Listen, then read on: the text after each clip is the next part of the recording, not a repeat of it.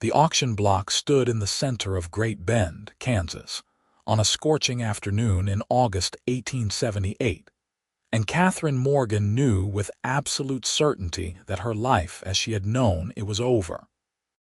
She stood with her head held high despite everything, despite the dust coating her threadbare dress, despite the curious and pitiful stares of the townspeople gathered in the square, despite the fact that she was about to lose the only thing she had left in this world.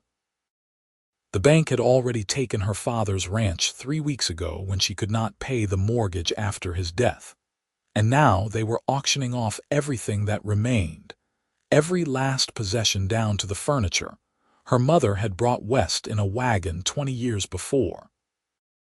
Katherine was 22 years old, and she had been fighting since the fever took her mother when she was 12, fighting since her father broke his back in a riding accident 5 years later and could barely work, fighting to keep the ranch going with her own 2 hands while he gave orders from his chair on the porch.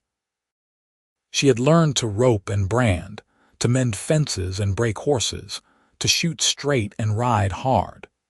She had calluses on her palms and sun damage on her face that made her look older than her years.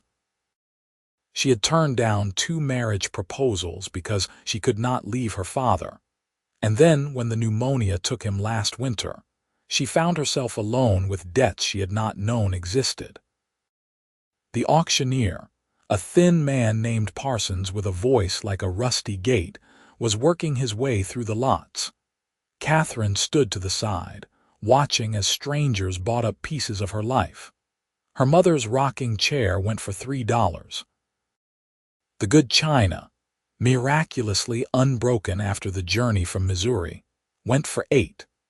The rifles that had belonged to her father, the ones she had cleaned and oiled 1,000 times, went for $20 to a rancher she recognized but whose name she could not remember. She had already made arrangements to work at the boarding house in town. Mrs. Henderson had agreed to give her a room in exchange for cooking and cleaning, which meant Katherine would have a roof over her head but not much else. She would have to start over with nothing, build a life from scratch with no family, no property, no prospects. The thought made her throat tight, but she refused to cry in front of these people. She had her pride even if she had nothing else. The crowd was mostly men, as these things usually were. Ranch hands looking for cheap tools, shopkeepers hoping for bargains, curious onlookers with nothing better to do on a Saturday afternoon. Katherine recognized most of them by sight if not by name. Great Bend was not a large town, though it had grown considerably since the railroad came through 6 years ago. It sat on the Arkansas River in central Kansas, surrounded by prairie that stretched to the horizon in every direction, and it served as a supply point for the ranches and farms that dotted the landscape for miles around. She noticed him because he was standing apart from the others, leaning against a post with his hat pulled low over his eyes. He was tall, well over 6 feet, with broad shoulders, and the lean, muscular build of a man who worked hard for his living. His clothes were dusty from travel, his boots worn but well made, and he wore a gun on his hip with the casual ease of someone who knew how to use it. Katherine could not see much of his face beneath the hat brim, but she could feel his attention on her, steady and unwavering. She looked away, uncomfortable with the scrutiny. She did not know him, which meant he was not local, probably just passing through, stopping to see if there was anything worth buying before moving on to wherever he was headed. She turned her attention back to the auction, watching as her father's saddle went up on the block. "Fine piece of leather work here," Parsons called out. "Hand-tooled, well-maintained. Who will start the bidding at $5? Several hands went up. The saddle had been her father's pride, custom-made in Texas before Katherine was born. She remembered sitting in front of him in that saddle when she was small, his arms around her as he taught her to ride. The memory was so sharp it hurt. The bidding climbed quickly. $10, 12, 15. Katherine watched the numbers rise, each one a small knife to her heart. At $18, only two men were still bidding, the rancher who had bought the rifles and a cattle buyer named Morrison who came through town every few months. $18, Parsons called. Do I hear 20? Morrison nodded. $20. Do I hear 22? The rancher shook his head and stepped back. Morrison grinned, clearly pleased with himself. $20 going once, Parsons said. Going twice, $50. The voice came from behind Katherine, deep and steady. She turned in surprise to see the tall stranger pushing away from the post, walking toward the auction block with easy, confident strides. The crowd parted for him, and now Katherine could see his face clearly. He was younger than she had thought, perhaps 27 or 28, with strong features and eyes the color of storm clouds. A scar ran along his jaw on the left side, thin and white against his tanned skin. Parsons blinked. $50. Did you say 50? I did. The stranger's gaze flicked to Katherine for just a moment before returning to the auctioneer. $50 for the saddle, Morrison sputtered. Now wait just a minute. That saddle is not worth anywhere near $50. Then do not bid against me, the stranger said mildly. Who the hell are you anyway? Isaac Turner. I have a ranch about 15 miles south of here. Katherine felt something shift in the crowd's mood. Several of the men were nodding, and she heard whispers being passed back and forth. Turner. She had heard that name before. Someone had bought the old Henderson property, the one that had stood empty for years after the previous owner died without heirs.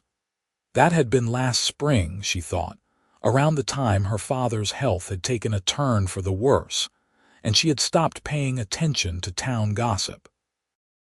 Morrison was red-faced now. $50 is robbery. You are driving up the price for no good reason. The reason is that I want the saddle, Turner said. His tone was pleasant, but there was steel underneath. Are you going to bid or not? Morrison glared at him, then shook his head and stalked away. Parsons cleared his throat. $50 going once, going twice, sold to Mr. Turner. Turner paid in cash, counting out the bills without hesitation, and took possession of the saddle. He carried it over to where Katherine was standing and set it down at her feet. This belonged to your father, he asked. Katherine stared at him, confused. Yes, how did you know? I asked around. He touched the brim of his hat.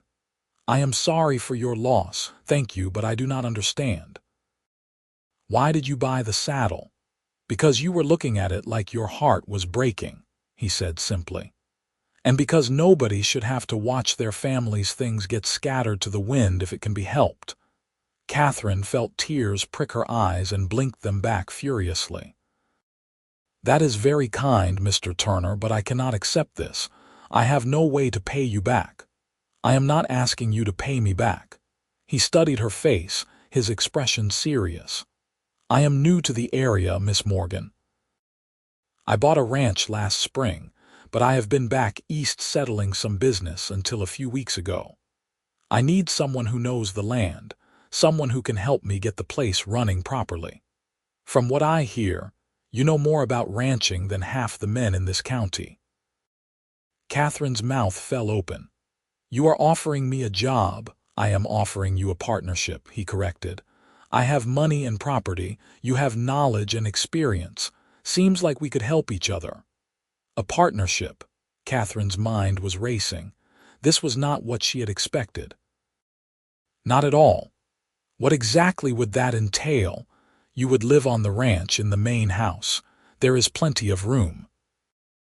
You would manage the day-to-day operations, oversee the hands I hire, make decisions about breeding and grazing and everything else that goes into running a successful cattle operation.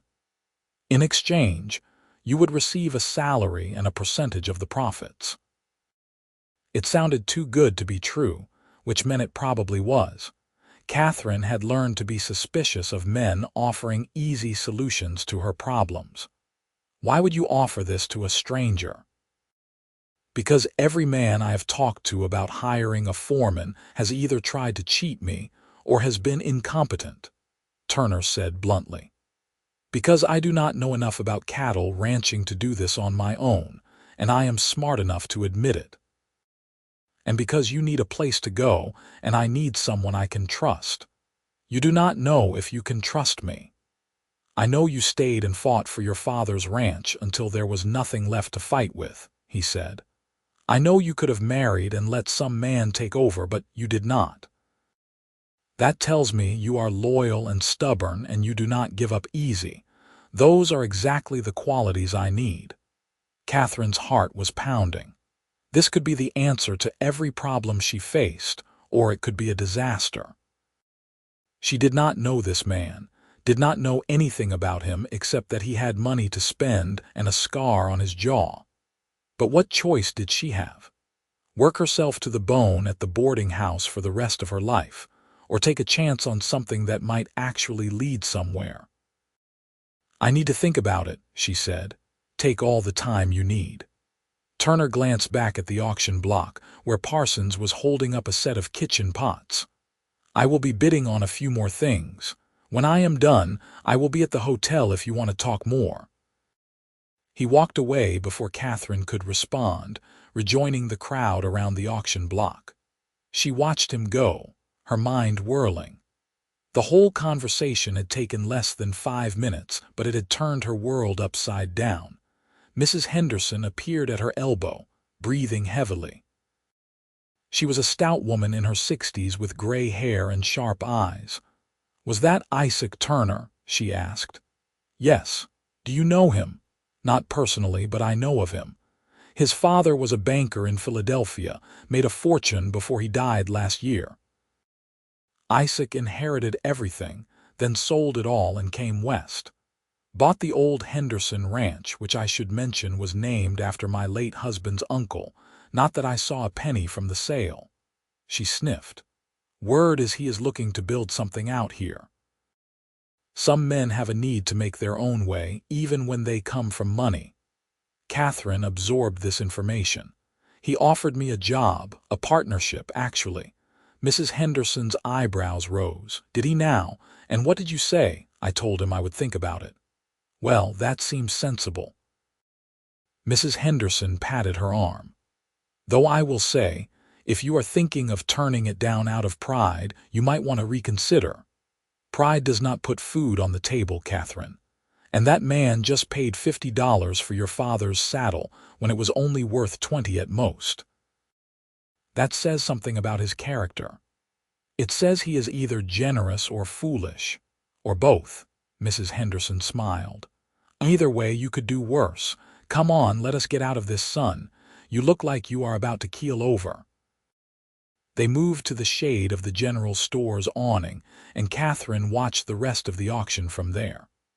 Turner bought several more items: a desk that had been in her father's study, a set of tools, a trunk that had belonged to her mother. Each time he paid more than the item was worth, and each time the other bidders backed off quickly. By the third purchase, Katherine realized what he was doing. He was making sure nobody else tried to bid against him. He was establishing himself as someone who should not be challenged.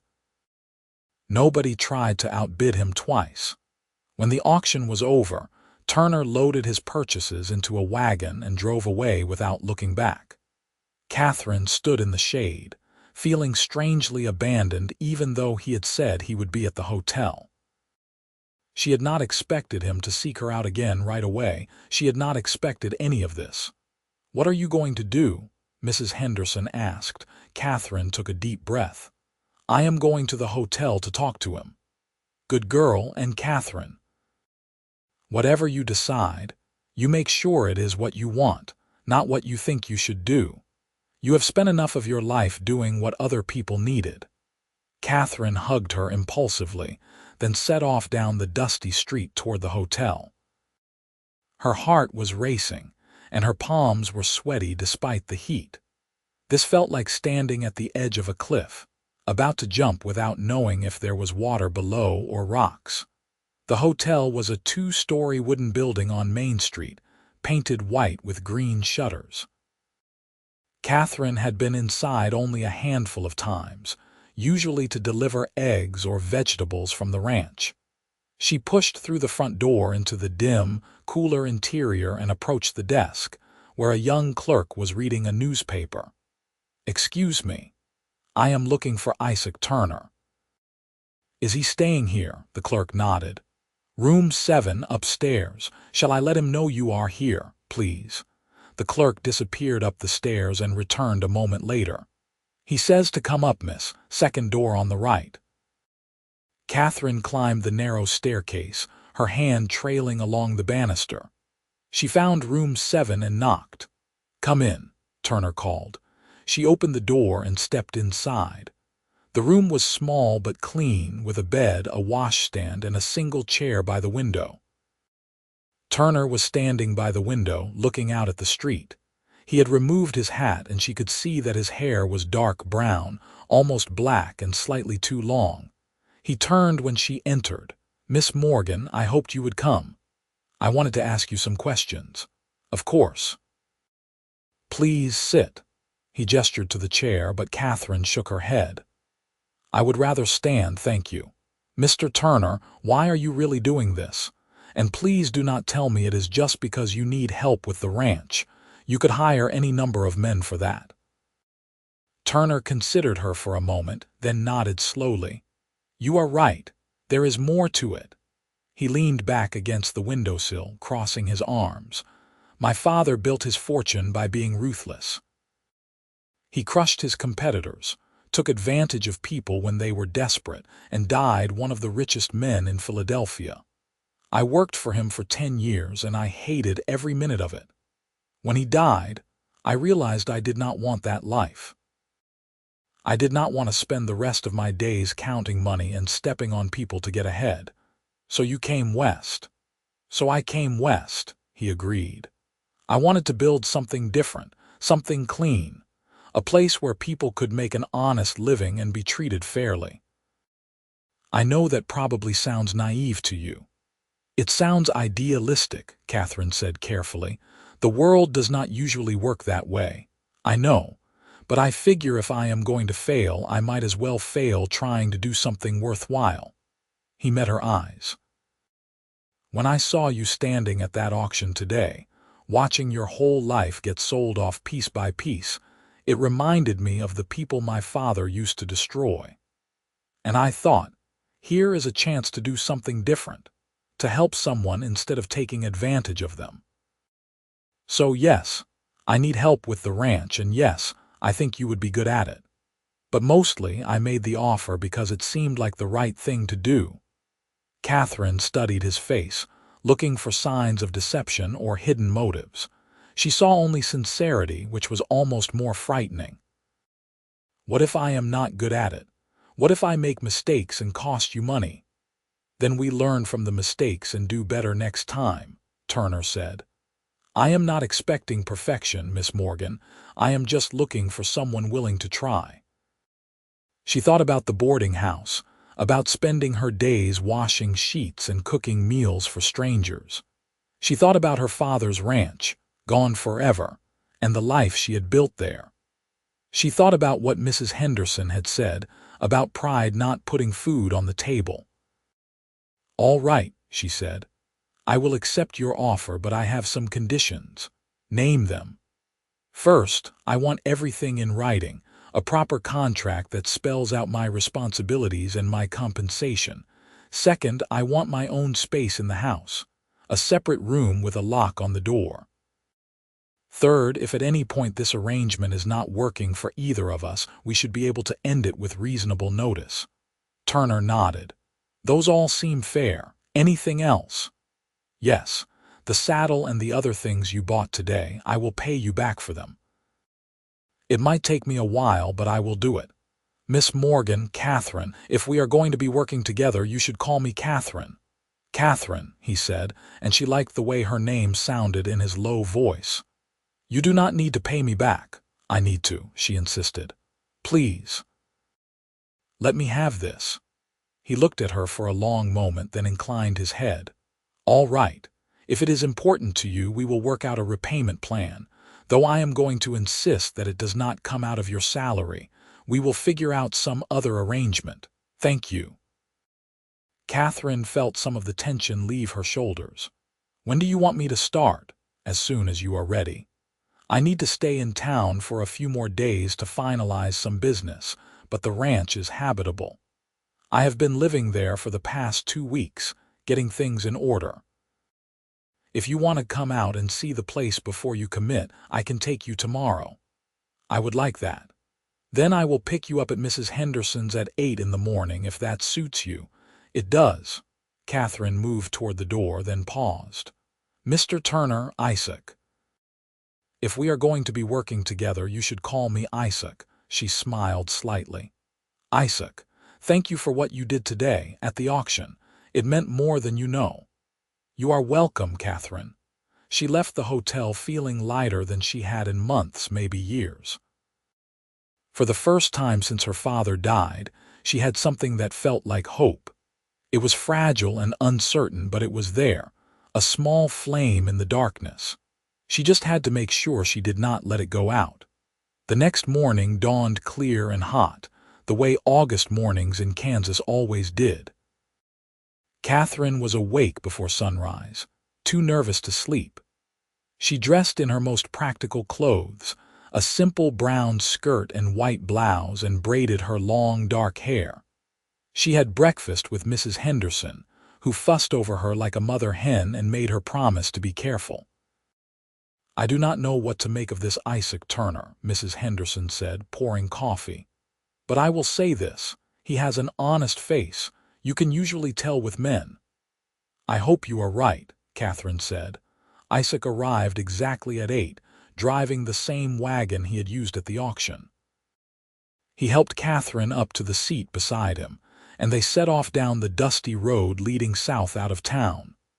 The morning was already warm, and Katherine could feel sweat starting to gather at her temples. "Tell me about the ranch," she said as they left Great Bend behind. "It is about 800 acres, Isaac said. Good grazing land with a creek that runs year-round. The house is solid stone and timber, built about 15 years ago.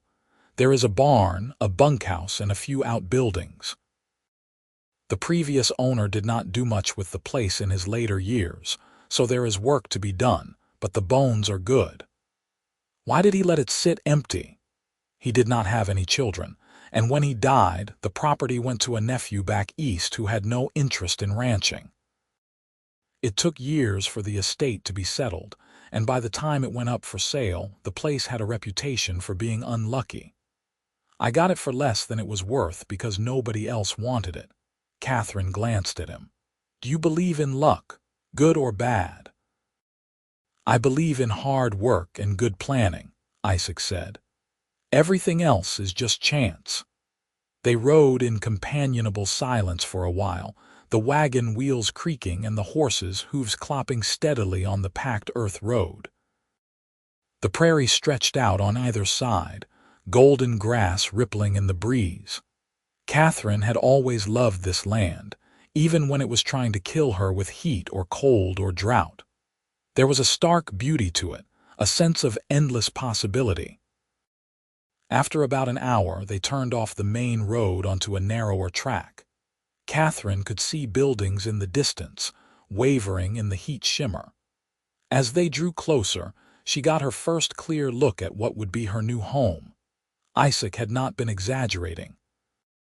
The house was impressive, built of local stone with a wide porch that wrapped around 3 sides. It was 2 stories tall, with real glass windows and a solid roof. The barn was large enough to hold a dozen horses and several wagons, and the bunkhouse could probably sleep 8 or 10 men comfortably. Everything needed paint and repairs, but the structures were sound. "What do you think?" Isaac asked as he pulled the wagon to a stop in front of the house. "I think it has potential," Katherine said honestly. "A lot of potential." He grinned, and it transformed his face, made him look younger and less serious. Come on, I will show you inside. The house was even better than Katherine had hoped. The main floor had a large kitchen with a modern stove, a dining room, a parlor, and a study. Upstairs were 4 bedrooms, each with good-sized windows that let in plenty of light. The furniture was sparse and mostly old, but it was functional. "This would be your room," Isaac said, opening the door to a bedroom at the front of the house. It had windows on 2 walls, a large wardrobe, and a bed with a real mattress. "I am using the room at the back on the other side of the house. There is a lock on the door like you asked." Katherine stepped inside, looking around. It was more space than she had ever had to herself, more luxury than she had known since she was a child. "It is perfect," she said softly. "Good." Isaac led her back downstairs and out to the barn, showing her the rest of the property. He had 3 horses already, good solid animals, and plans to start building a herd of cattle. "I have been talking to some of the local ranchers about buying breeding stock," he said, "but I wanted your opinion before I made any decisions. You know the quality of the herds around here better than I do." They spent the rest of the morning walking the property, and Katherine found herself warming to Isaac more and more. He asked intelligent questions, listened carefully to her answers, and did not try to pretend he knew more than he did. By noon, when they stopped for the lunch Isaac had packed, Katherine had made up her mind completely. "I will do it," she said. "I will take the job." Isaac looked at her over his sandwich. "You are sure?" "I am sure. When do you want me to move in?" "Whenever you are ready. Tomorrow, if you like."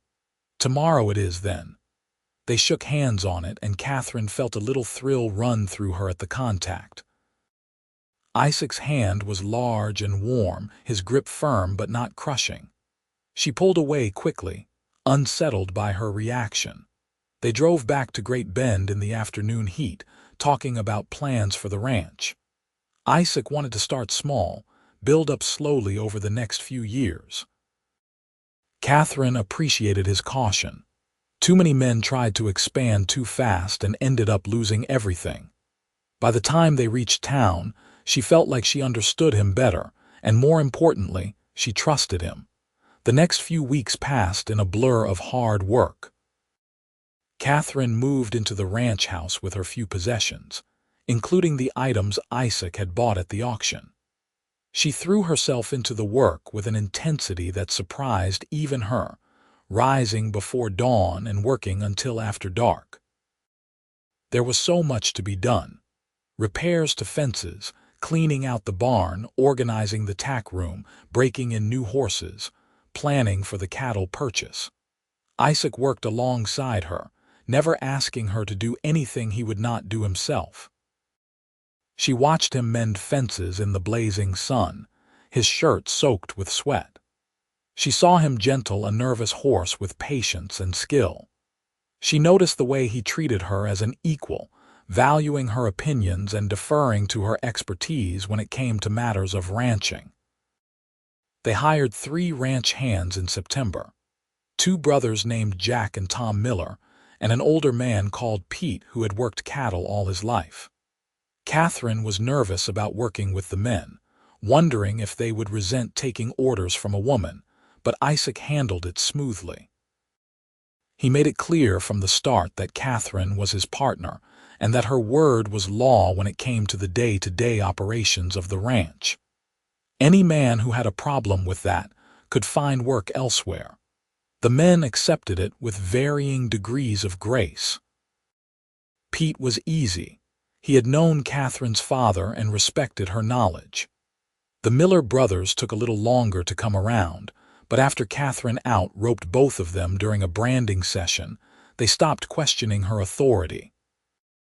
By October, they had purchased a small herd of cattle, about 50 head to start.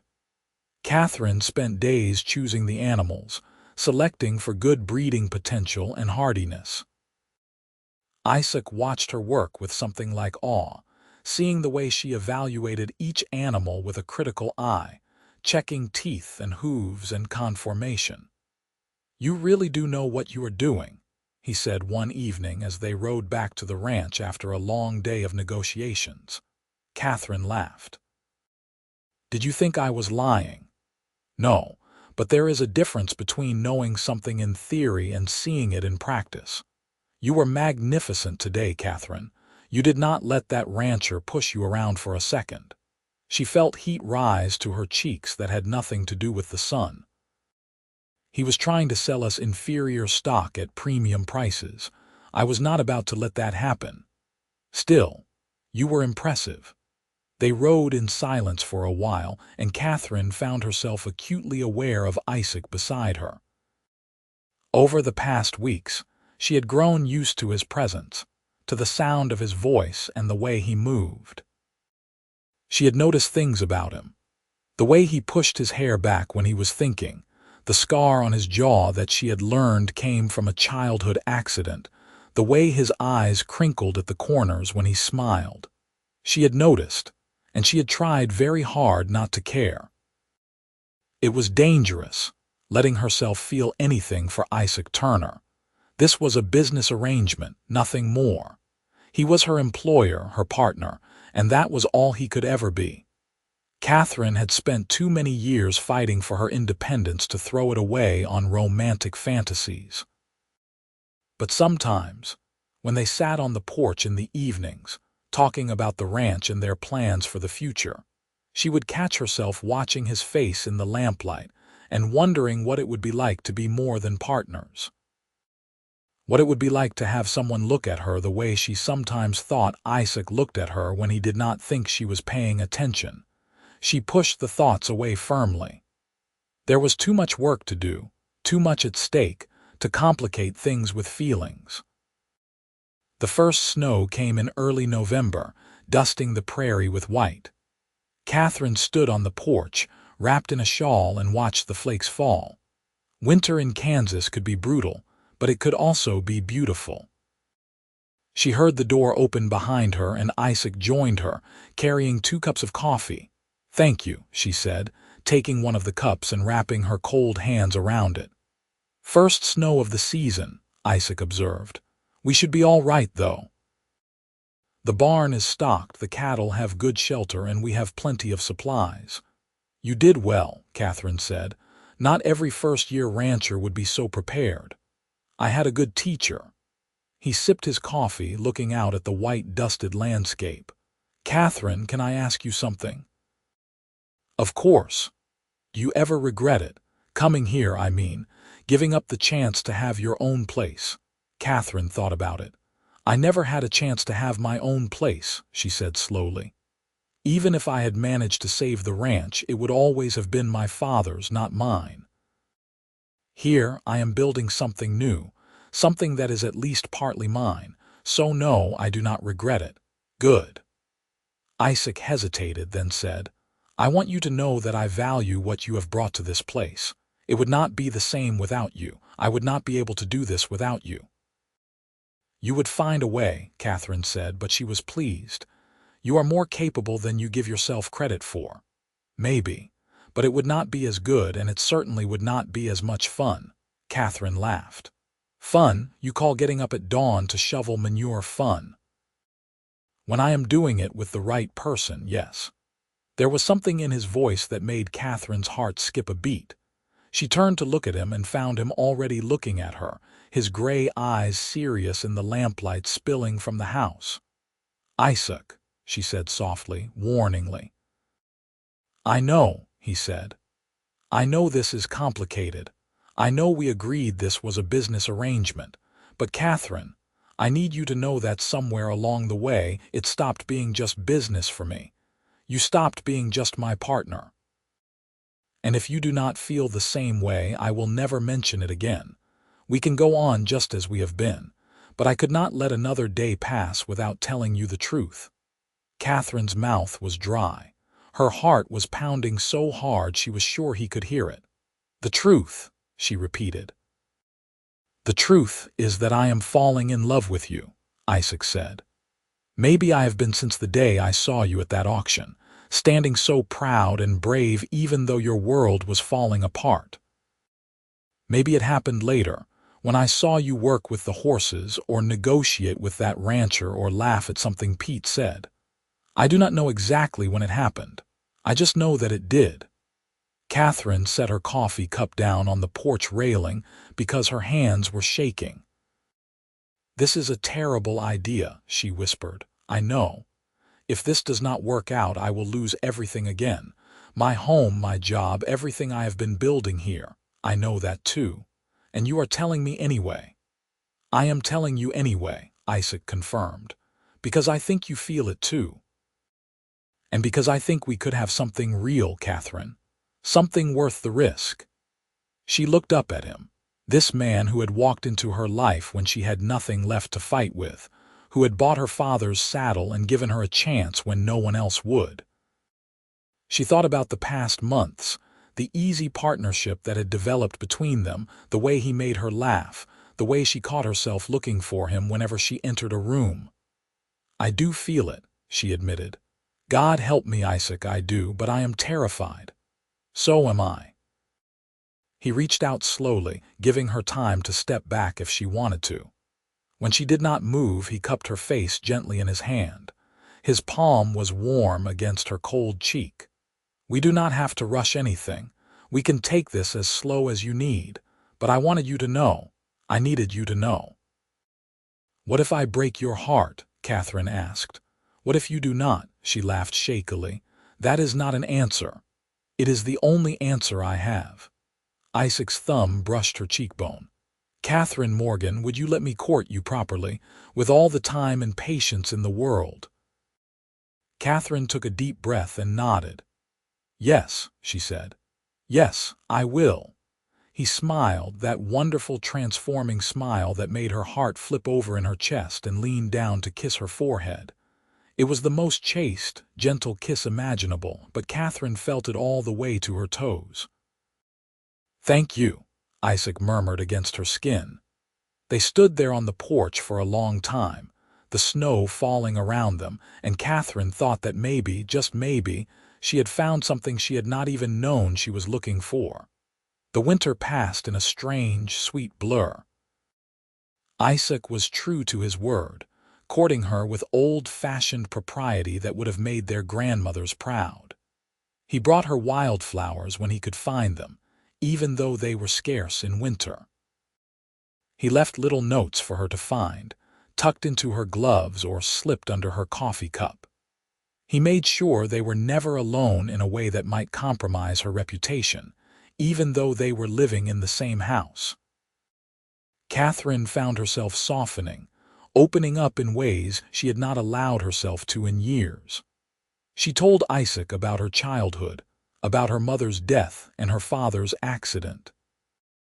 She talked about the years of struggling to keep the ranch going, the loneliness and fear and determination that had driven her. Isaac listened to all of it, asking questions, offering comfort when she needed it and space when she did not. He told her about his own childhood, growing up in Philadelphia society, learning his father's business, realizing slowly that the life laid out for him was not the life he wanted. He talked about the moment his father died and he had felt not grief but relief, followed immediately by crushing guilt. He described selling everything, cutting ties with the world he had known, and coming west with nothing but money and a desperate need to prove he could be someone different. "I wanted to build something clean," he said one night as they sat by the fire in the parlor, carefully positioned on opposite sides of the room. "Something that was not built on other people's suffering." "You did," Katherine said. "You are doing it." "We are doing it," he corrected. "I could not have done this alone, Katherine. I would not have wanted to." Christmas came, and they celebrated quietly with Pete and the Miller brothers, roasting a goose and exchanging small gifts. Isaac gave Katherine a beautiful leather-bound journal and a set of drawing pencils. "I noticed you like to sketch sometimes," he said. "I thought you might like proper supplies." Katherine gave him a new hat, dark gray felt with a silver band. "Your old one was falling apart," she said, trying not to show how pleased she was by his gift. "I will treasure this," Isaac said seriously, and something in his voice told her he was not just talking about the hat. January was brutally cold, with winds that howled across the prairie and temperatures that dropped below zero. They lost 2 cattle to the cold despite their best efforts, which hurt but was not unexpected. The rest of the herd stayed healthy, huddled together in the shelter Isaac and the hands had built in the fall. Katherine spent more time indoors during the worst of the weather, catching up on paperwork and planning for spring. Isaac often worked in the study at the same time, and they fell into an easy routine, working in comfortable silence broken occasionally by conversation. Sometimes Katherine would look up from her ledgers to find Isaac watching her, and the warmth in his eyes made her forget the cold outside. February brought a brief thaw, and they took advantage of it to check the fences and move supplies.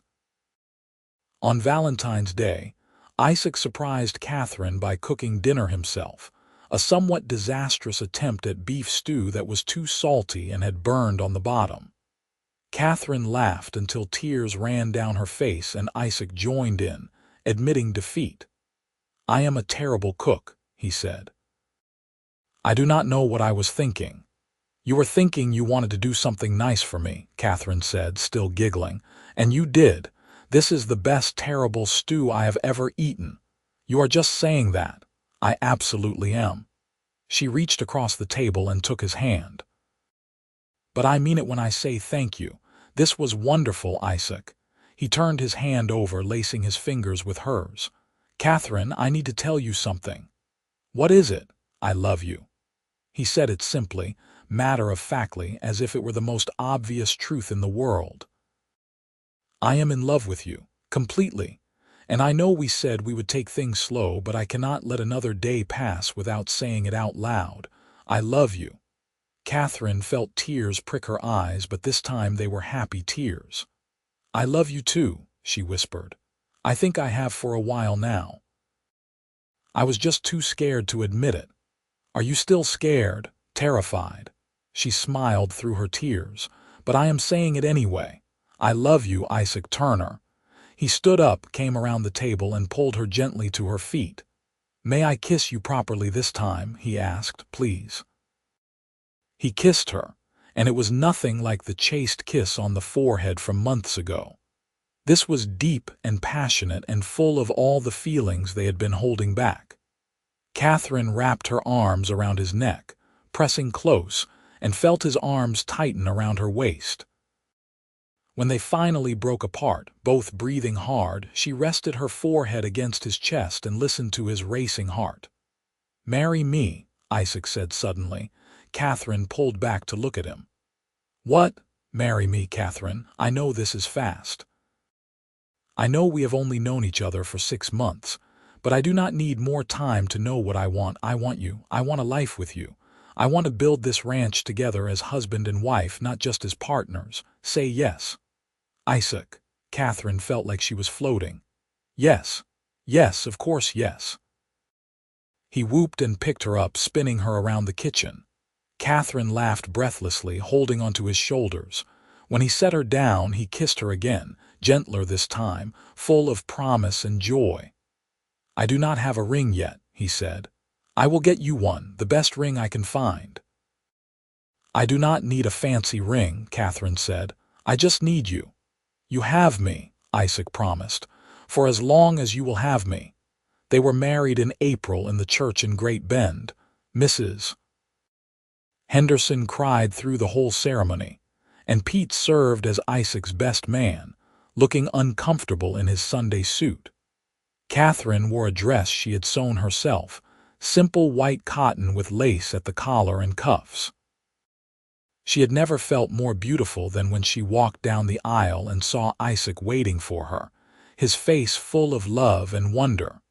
The preacher, a kind old man named Reverend Wilson, kept the ceremony short and sweet. When he pronounced them man and wife, Isaac kissed Katherine so thoroughly that several people in the congregation laughed and applauded. Katherine did not care. She was married to the man she loved, and nothing else mattered. They held a small reception at the ranch, with the Hands and several neighbors in attendance. Someone had brought a fiddle, and there was dancing on the porch as the sun set. Katherine danced with Isaac, with Pete, with both of the Miller brothers, and then with Isaac again. When the last guest had left and they were finally alone, Isaac took her hand and led her upstairs. "Are you nervous?" he asked softly as they stood outside her bedroom door. Well, their bedroom now. Isaac had moved his things in earlier that day. "A little," Katherine admitted. "Are you?" "Terrified," Isaac said, which made her laugh. "But I love you and I trust you. That is all that matters." He was gentle and patient with her, taking his time, making sure she felt safe and loved. Katherine had heard horror stories from other women about wedding nights, but this was nothing like that. This was beautiful and intimate and perfect. When it was over, she lay curled against Isaac's side, her head on his chest, listening to his steady heartbeat. "I love you," she said softly. "I love you too," Isaac murmured, pressing a kiss to her hair. "My beautiful wife." Katherine smiled in the darkness. Wife. She was someone's wife. She belonged somewhere to someone, and it did not feel like a loss of freedom but like coming home. The spring and summer passed in a haze of happiness and hard work. Katherine and Isaac fell into new rhythms, learning to live together as a married couple. There were adjustments, of course. Isaac had a tendency to leave his boots in the middle of the floor, and Katherine had a habit of getting so absorbed in her work that she forgot to eat. But they worked through the small annoyances with patience and humor, and every challenge they overcame made them stronger. The ranch prospered. Their small herd grew, and they were able to purchase more cattle in the late spring. Katherine's expertise proved invaluable again and again, and Isaac's business acumen kept them profitable even in difficult times. By summer, they had hired 2 more hands and were planning to expand their grazing land. In August, almost exactly a year after the auction where they had met, Katherine realized she was pregnant. She sat in their bedroom, hand pressed to her still flat stomach, feeling a mix of joy and terror. She had always wanted children, but the timing felt sudden. There was so much work to be done on the ranch, so many plans they had made. She told Isaac that evening after dinner. They were sitting on the porch, watching the sun set over the prairie, and Katherine could not hold it in any longer. "Isaac, I need to tell you something." He turned to her, immediately alert. "What is it? Are you all right?" "I am fine. Better than fine." She took his hand and placed it on her stomach. "We are going to have a baby." Isaac's eyes went wide. "A baby, you are sure?" "I am sure." He let out a breathless laugh and pulled her into his arms, holding her tight. "A baby," he said again, wonder in his voice. "Katherine, this is wonderful. We are going to be parents." "Are you happy?" Katherine asked, needing to hear it. "Happy. I am ecstatic." He pulled back to look at her face, cupping her cheeks in his hands. "You have made me the happiest man alive, Katherine Turner, first by marrying me and now this. I cannot believe how lucky I am." Katherine felt tears spill down her cheeks, happy tears this time. "I love you so much." "I love you too, you and our baby." He kissed her forehead, her cheeks, her lips. "When is the baby due?" "February, I think. Maybe early March. Then we have plenty of time to prepare." Isaac's mind was already racing, she could tell. "We will need to set up a nursery and hire someone to help you when the time comes, and make sure you do not overwork yourself. Katherine, you need to promise me you will take it easy. No more riding fence lines or breaking horses." Katherine laughed. "Isaac, I am pregnant, not dying. I can still work. I know, but I worry." "I will be careful," Katherine promised. "But I am not going to stop living my life just because there is a baby on the way." Isaac sighed. "I know, I just want to take care of you. You do take care of me. You always have." The pregnancy was relatively easy, though Katherine experienced bouts of nausea in the early months that made her miserable. Isaac hovered anxiously, bringing her ginger tea and crackers, rubbing her back when she felt sick. Katherine was touched by his concern, even when it bordered on overprotectiveness. As her belly grew, Katherine had to gradually reduce her workload.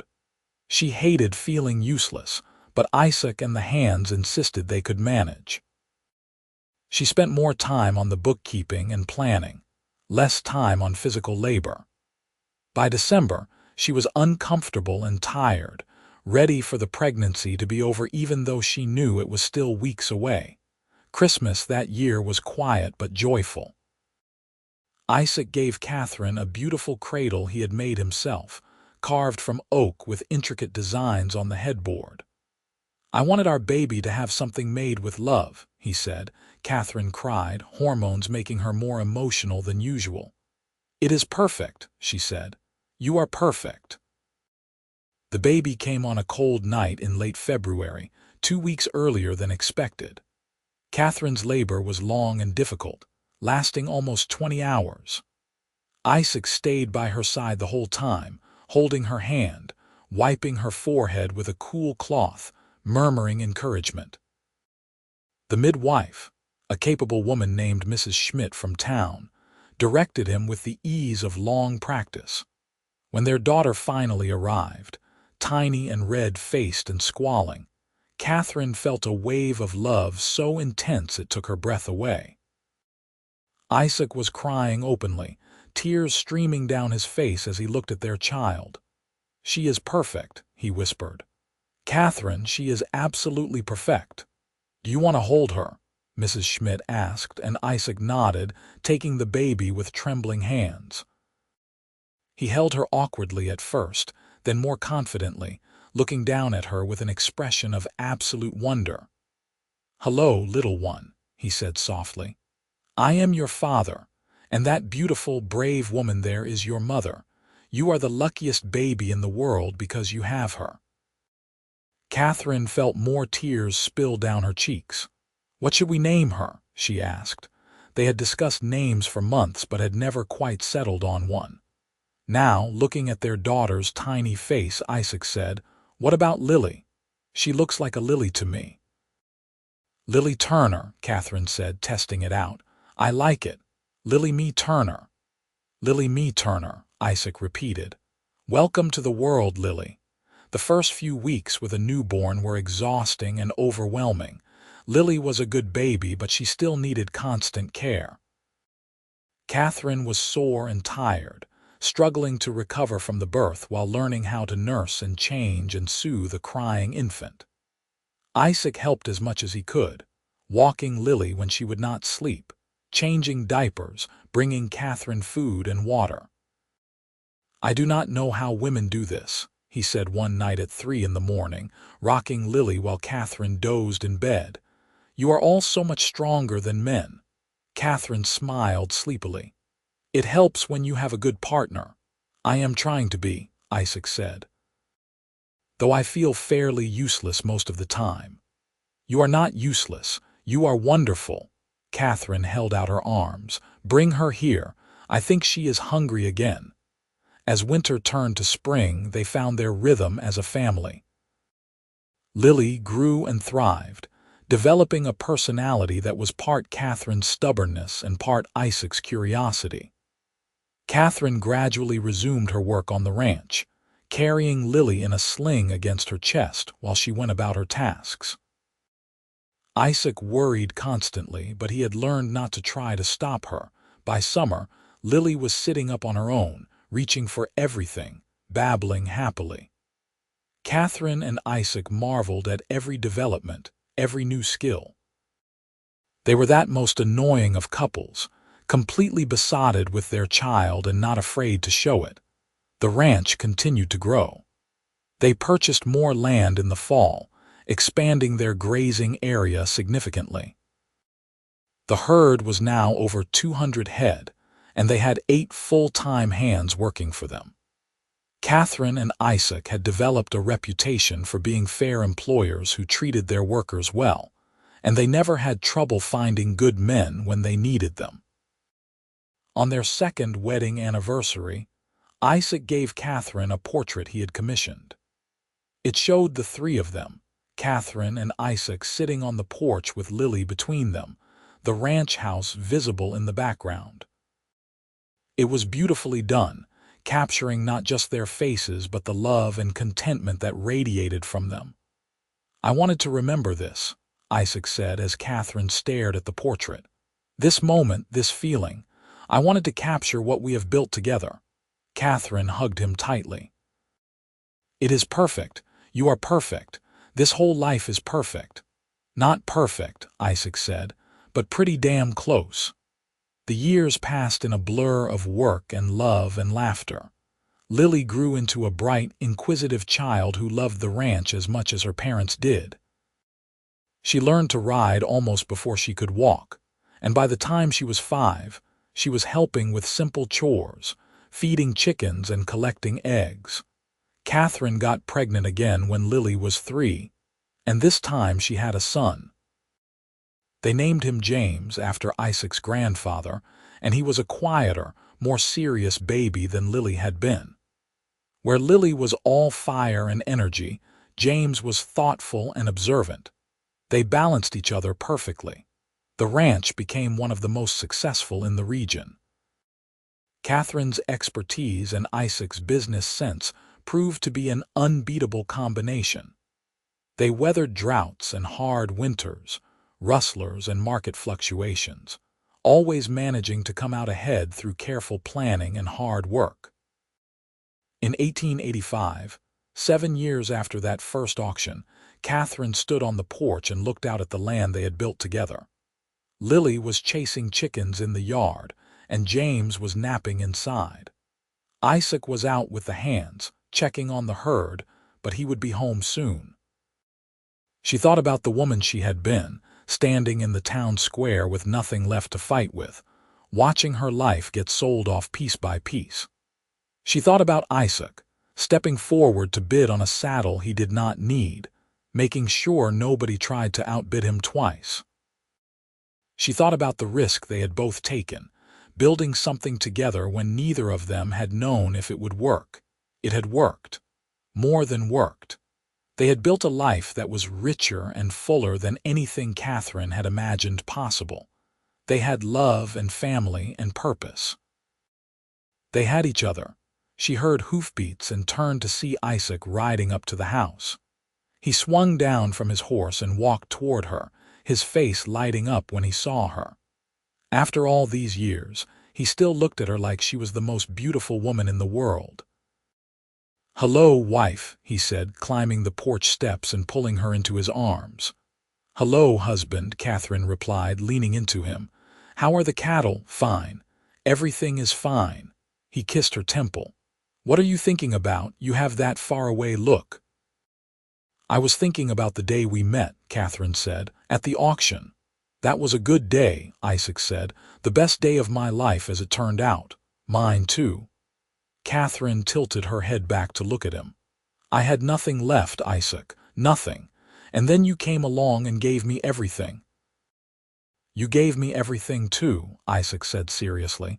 "You gave me a home, a family, a life worth living. You saved me just as much as I saved you, Katherine. We saved each other. We did." He kissed her slow and sweet. "And I would do it all again in a heartbeat. I would bid on that saddle 1,000 times if it meant I got to spend my life with you." Lily came running up onto the porch, breathless and laughing. "Papa, Mama, come see. The old hen finally let me pick her up." Katherine and Isaac exchanged amused glances. "We should go see," Katherine said. "We should," Isaac agreed. They walked down into the yard together, hand in hand, their daughter dancing ahead of them. Behind them, the house stood solid and strong, a testament to everything they had built. The prairie stretched out in every direction, golden in the afternoon sun, and Katherine thought she had never seen anything more beautiful. This was home. This was family. This was the life she had fought for and found when she had least expected it. And standing there with Isaac's hand warm in hers and Lily's laughter ringing through the air, Katherine knew with absolute certainty that she had been right to take the risk all those years ago. She had been right to say yes to the cowboy who bid on a saddle he did not need, who made sure nobody tried to outbid him twice, who gave her a chance when she had nothing left to fight with. She had been right to fall in love with Isaac Turner. And she would spend the rest of her life being grateful that she had. 10 more years passed, bringing new challenges and new joys. The ranch expanded again, becoming one of the largest operations in central Kansas. Katherine and Isaac hired a manager to help with the daily operations, freeing them up to focus on the bigger picture and spend more time with their growing family. Lily grew into a confident young woman who inherited her mother's skill with horses and her father's head for business. At 15, she was already talking about going to college back east, studying animal husbandry or veterinary medicine. Isaac was immensely proud of her ambition, even though the thought of her leaving made his heart ache. James was 12 and quieter than his sister, but no less capable. He loved working with numbers and had already taken over much of the ranch bookkeeping. He had Isaac's thoughtful nature and Katherine's stubborn determination, and Katherine knew he would do great things someday. Katherine gave birth to one more child in 1890, a surprise baby girl they named Rose. She was their last, arriving when Katherine was 41 and had thought her childbearing days were over.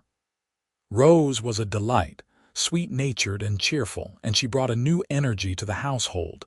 Life was not always easy. They faced challenges, setbacks, disappointments. There were years when the rains did not come and they had to sell off part of the herd. There were times when illness swept through the cattle or one of the children got sick and Katherine stayed up all night praying. There were arguments and disagreements, moments of doubt and frustration. But through it all, Katherine and Isaac stood together. Their love had only deepened over the years, maturing from passionate romance into something steadier and more enduring. They knew each other completely now, all the flaws and quirks and imperfections, and they loved each other anyway. Maybe even more because of those imperfections. On their 15th wedding anniversary, Isaac took Katherine into town for dinner at the new restaurant that had opened on Main Street. It was a fancy place by Great Bend standards, with white tablecloths and multiple courses. Katherine wore her best dress, and Isaac wore a suit that made him look distinguished and handsome. "You remember the last time we had dinner in town?" Isaac asked as they waited for their meal. "Our wedding reception," Katherine said. "Though that was more of a party than a dinner." "True." Isaac reached across the table and took her hand. 15 years, Katherine. Sometimes it feels like a lifetime, and sometimes it feels like no time at all. "I know what you mean." Katherine squeezed his hand. "I cannot imagine my life without you, Isaac. I do not want to imagine it." "You will never have to," Isaac promised. "I am not going anywhere. You are stuck with me until we are old and gray." "We are already getting there," Katherine said with a laugh, touching the silver threads that were starting to appear in her dark hair. "You are just as beautiful now as the day I met you," Isaac said seriously. "More beautiful, actually. You are beautiful in a way that has nothing to do with what you look like and everything to do with who you are." Katherine felt tears prick her eyes. "You always know exactly what to say." "I just tell you the truth." Their food arrived and they ate and talked, reminiscing about the past and making plans for the future. They talked about Lily's college plans and James's interest in studying engineering. They talked about Rose and whether they should get her a pony of her own. They talked about the ranch and their plans for the next season. When dinner was over, they walked back to the hotel where they had booked a room for the night, leaving the children in Pete's capable care at the ranch. It was a rare luxury, having a night to themselves, and they intended to make the most of it. Later, lying in bed with Isaac's arms around her, Katherine thought about how far they had come. From that desperate woman at the auction and the wealthy man looking for a fresh start to this, a partnership built on love and trust and mutual respect. They had built something real and lasting, something that would endure long after they were gone. "Isaac," she said softly. Thank you. For everything. For taking a chance on me when nobody else would. For seeing something in me worth saving." Isaac tightened his arms around her. "You saved yourself, Katherine. You were never going to give up. I just gave you a place to land. You gave me more than that. You gave me a home, a family, a life. And you gave me a reason to live it," Isaac said. "I love you, Katherine Turner. I will love you until the day I die and beyond." "I love you too," Katherine whispered. "Always." They fell asleep like that, wrapped around each other, and Katherine dreamed of the future. Of Lily graduating from college and coming home to help run the ranch. Of James building something amazing with his brilliant mind. Of Rose growing up strong and happy. Of grandchildren playing in the yard while she and Isaac watched from the porch, old and content and still in love. It was a good dream. A dream worth fighting for, and as the years proved, it was a dream that came true. Lily did go to college, one of the first women in Kansas to study veterinary medicine. She returned to Great Bend at 23 with a degree and a passion for improving livestock health across the region. She set up a practice on the ranch, treating not just their animals but those of neighboring ranches as well. She married a young veterinarian she met in school, a kind man named Robert Chen, whose family had come from China to work on the railroads and stayed to build a life in America. Their wedding was a joyful blend of traditions, and Katherine cried happy tears throughout the ceremony. James surprised everyone by not going into ranching at all. He went east to study engineering and ended up designing irrigation systems that helped farms and ranches across the western states manage water more efficiently. He married a teacher named Sarah and settled in Denver, but he visited often, bringing his wife and eventually his 3 children to spend summers on the ranch. Rose grew up to be exactly as cheerful and sweet as she had been as a child. She loved teaching and went to normal school to get her certificate. She taught at the school in Great Bend for 3 years before marrying the town doctor, a widower with 2 young children who needed a mother. Rose took to motherhood like she had been born to it, and she and her husband had 2 more children of their own, creating a boisterous, loving household that Katherine and Isaac visited as often as they could. By the time Katherine was in her 60s, she and Isaac were grandparents 9 times over. The ranch house was filled with noise and laughter whenever the grandchildren visited, and Katherine loved every chaotic minute of it. She taught the older ones to ride and rope, just as she had taught their parents. She told them stories about the old days, about the Wild West when she was young, about how she and their grandfather had built this ranch from nothing. "Tell us about the auction, Grandma," one of the grandchildren would inevitably ask, and Katherine would tell the story again. About standing in the town square with nothing left to fight with. About the stranger who stepped forward and bid on a saddle he did not need. About how nobody tried to outbid him twice, and how that single act of kindness had changed her entire life. "Your grandfather saved me that day," she would say. "You saved each other," Isaac would correct from his chair by the fire, and Katherine would smile at him, the same smile she had given him for 40 years, full of love and gratitude and joy. In 1918, the world was caught up in the Great War, and though it felt far away from Kansas, it touched their lives. James's oldest son enlisted despite his parents' protests, determined to serve. Katherine and Isaac worried constantly until he returned home safely in 1919, thinner and quieter but alive. They threw a party that lasted 2 days, grateful beyond words that their family remained intact. Isaac's health began to fail when he was 72. Nothing dramatic, just a gradual slowing down, an accumulation of small ailments that reminded them both that time was catching up. Katherine noticed him moving more carefully, taking longer to do tasks that had once been effortless. She noticed the lines deepening on his face, the way he sometimes had to catch his breath after climbing the stairs. She did not say anything, because what was there to say? They were growing old together, just as they had promised each other all those years ago. It was a privilege, not a tragedy. They spent more time on the porch in those years, less time working and more time simply being together. They watched the sun rise and set over the prairie they both loved. They held hands and talked about the children and grandchildren, about the ranch and all they had accomplished, about the life they had shared. "I have no regrets," Isaac said one evening as they sat watching the stars come out. He was 75, Katherine 73, and they had been married for 46 years. "Not a single one.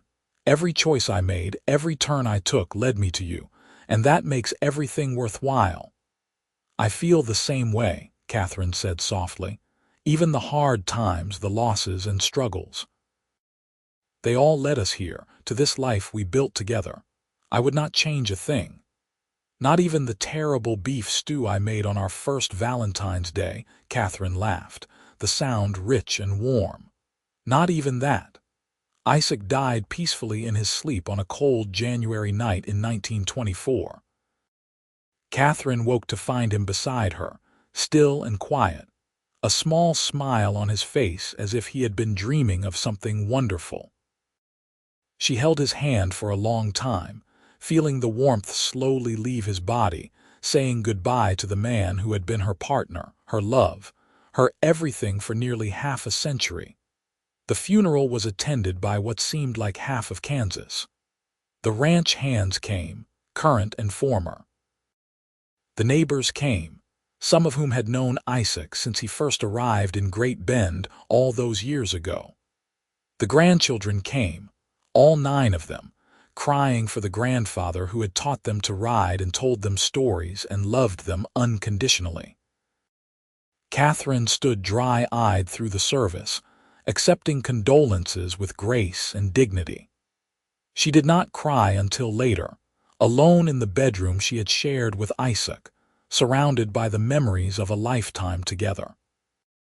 Then she wept, great racking sobs that shook her entire body, grieving not just for what she had lost, but for all the moments they would never share, all the conversations they would never have, all the sunrises and sunsets she would watch alone. But even in her grief, she knew she had been blessed. How many people got to spend 46 years with the love of their life? How many people built something as wonderful as what she and Isaac had created together? She had loved and been loved in return. She had built a life worth living. And nothing, not even death, could take that away. Katherine lived for 8 more years, staying active and engaged with the ranch and the family. She rode almost until the end, though she moved more carefully and stayed closer to home. She spent time with her children and grandchildren, and eventually her great-grandchildren, telling them stories and passing on the wisdom she had accumulated over a long, full life. She died in the spring of 1932, at the age of 81, sitting in her rocking chair on the porch of the ranch house. Lily found her there, peaceful and still, looking out over the land she had loved so much. It was exactly the death Katherine would have chosen if she had been given a choice. Quick and easy, in the place she loved most with her family nearby. They buried her next to Isaac in the cemetery in Great Bend, under a large oak tree that provided shade in summer and shelter in winter. The headstone was simple. Katherine Morgan Turner, 1851–1932, beloved wife, mother, and grandmother. But those who knew her understood that she was so much more than that. She was a pioneer, a fighter, a woman who had taken a chance on love and built something extraordinary as a result. The ranch continued for generations, passed down through the family. It remained successful and prosperous, a testament to the foundation Katherine and Isaac had laid all those years ago. The grandchildren told their children about the woman who had run the place with skill and determination, about the man who had loved her enough to change both their lives. And sometimes, when the wind blew across the prairie just right, it almost seemed like you could hear laughter from the porch, the sound of two voices talking late into the night, planning and dreaming and building something that would last forever. The story of Katherine and Isaac became a family legend, told and retold until it took on an almost mythical quality. But at its heart, it was a simple story. A story about a woman who had nothing left to fight with and a man who saw something worth saving. A story about a cowboy who bid on a saddle at an auction and made sure nobody tried to outbid him twice. A story about taking chances and building something from nothing and finding love in the most unexpected places. It was a story about the American West, about the men and women who built lives in harsh and beautiful country, who worked hard and loved fiercely and left legacies that endured. Most of all, it was a story about love. The kind of love that transforms lives and creates families and builds futures. The kind of love that lasts beyond death, beyond memory, into legend. And in the end, that was all that mattered. Katherine and Isaac had loved each other, truly and deeply, for nearly 50 years. They had built a life together that was rich and full and meaningful. They had raised children who went on to do great things, who passed on their values to another generation, who kept their memory alive.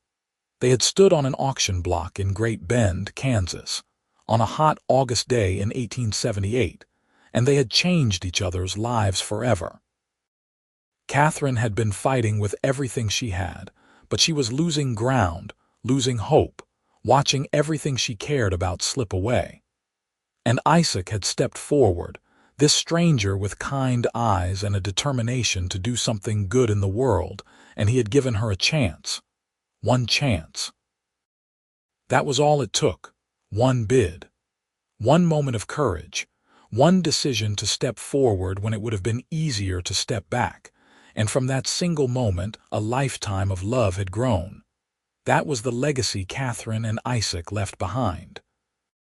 Not just the ranch, not just the family, but the proof that one act of kindness can change everything. That love can grow in the most unlikely soil. That two people who take a chance on each other can build something that lasts forever. The prairie winds still blow across Kansas, whispering through the grass, carrying stories of the people who lived and loved and worked that land. And if you listen carefully, you can still hear the echo of that long-ago auction, the voice of the auctioneer calling for bids, and the deep, steady voice of a man stepping forward to say, $50. You can hear the silence that followed, the moment when everyone realized that this stranger was not going to be challenged, that nobody was going to try to outbid him twice. And you can hear, if you listen very carefully, the sound of two hearts beginning to beat in sync, two lives beginning to intertwine, two souls recognizing each other across the distance of strangers and circumstance. That was where it started. In that moment. In that place. And it never really ended, because love like that does not end. It just transforms, becomes part of the land and the legacy and the stories people tell. It becomes eternal. Just like Katherine and Isaac's love for each other, which started on a hot August day in 1878 and continues still, in the lives of their descendants, in the ranch they built, in the story that gets told and retold with each new generation. She had nothing left to fight with. And the cowboy bid anyway, and nobody tried to outbid him twice. And from those simple facts, everything else followed: love and family and legacy and a life well lived. That was the true story, the one that mattered, the one that would last forever.